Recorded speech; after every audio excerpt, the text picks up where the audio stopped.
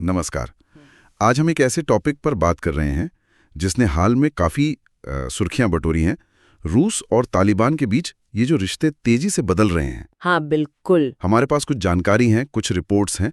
रूस तालिबान बढ़ते संबंध और भू राजनीतिक प्रभाव, इस विषय पर। हाँ, और आज हम समझने की कोशिश करेंगे कि ये सब क्यों हो रहा है और इसका आगे चल के क्या असर हो सकता है। बिल्कुल।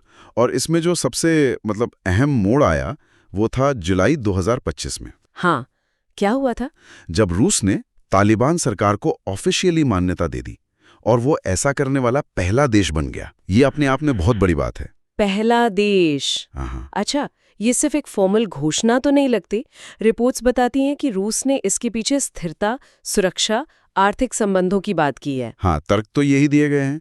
लेकिन तालिबान ने इसे साहसी और ऐतिहासिक कहा। तो क्या ये जो मान्यता है ये उस चीज पर बनी है जो अप्रैल और 2025 में हुई थी?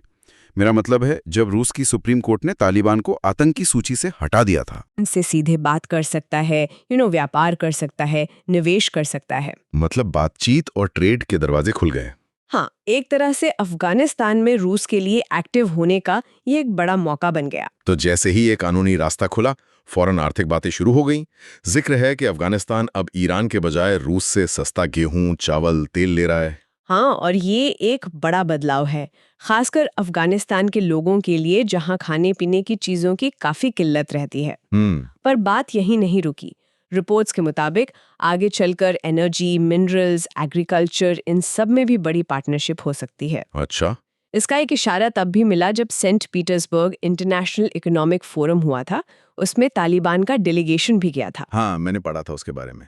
उस फोरम में क्या खास हुआ? क्या सिर्फ ट्रेड की बातें हुई? देखिए, वहाँ फोकस ज्यादातर इंफ्रास्ट्रक्चर पर था, जैसे अफगानिस्तान में बांध बनाना, बिजली के प्लांट लगाना, माइनिंग प्रोजेक्ट शुरू करना। मतलब बड़े प्रोजेक्ट्स। हाँ, सड़कें, रेलवे नेटवर्क वगैरह। और खास बात ये कि रूसी कंपनियों ने इन सब में इन्वेस्ट करने में काफी दिलचस्पी दिखाई। तो ये लॉन्ग टर्म प्लान जैसा लग रहा है रूस का। बिल्कुल, ये दिखाता है कि रूस इसे एक लंबे आर्थिक मौके की तरह देख रहा है। और जहां आर्थिक हित होते हैं वहां फिर सुरक्षा की चिंताएं भी जुड़ जाती हैं।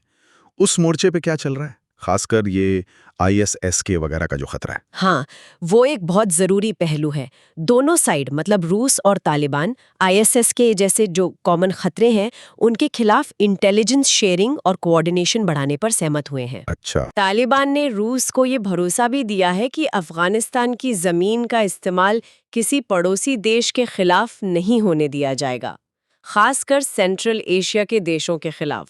हाँ, वो रूस के लिए बहुत जरूरी है। बिल्कुल, ये रूस की अपनी दक्षिणी सीमा और सेंट्रल एशिया में स्टेबिलिटी बनाए रखने की जो स्ट्रैटेजी है उसके लिए बहुत अहम है। यही पर मामला थोड़ा पेचीदा हो जाता है। एक तरफ अमेरिका, यूरोप हैं जो तालिबान को मान्यता देने से हिचक रहे हैं। हाँ बिल्कुल। दूसरी तरफ रूस इतना बड़ा कदम उठा रहा है।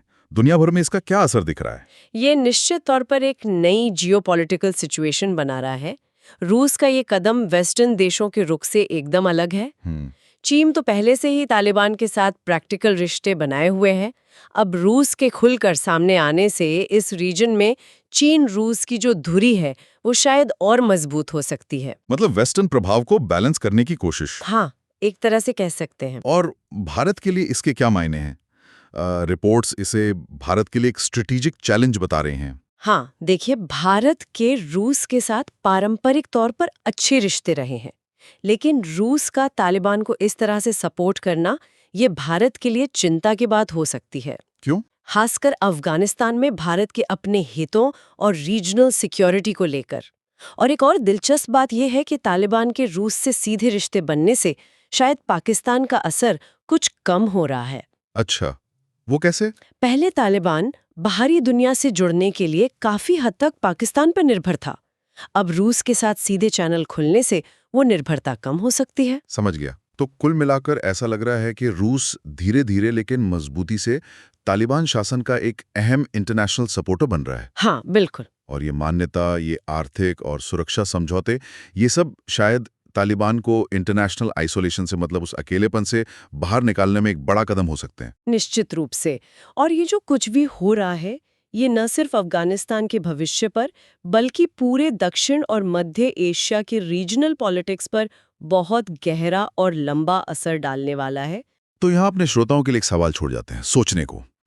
रूस का तालिबान के साथ इस तरह खुलकर आगे आने का लॉन्ग टर्म नतीजा क्या हो सकता है? बिल्कुल, खासकर तब जब हम देखते हैं कि अफगानिस्तान में स्थिरता लाने और रीजनल पावर बैलेंस को लेकर दुनिया की अलग-अलग ताकतों के इरादे और रास्ते कितने अलग-अलग हैं। ये सवाल वक्त के साथ और भी अहम होता जाएगा।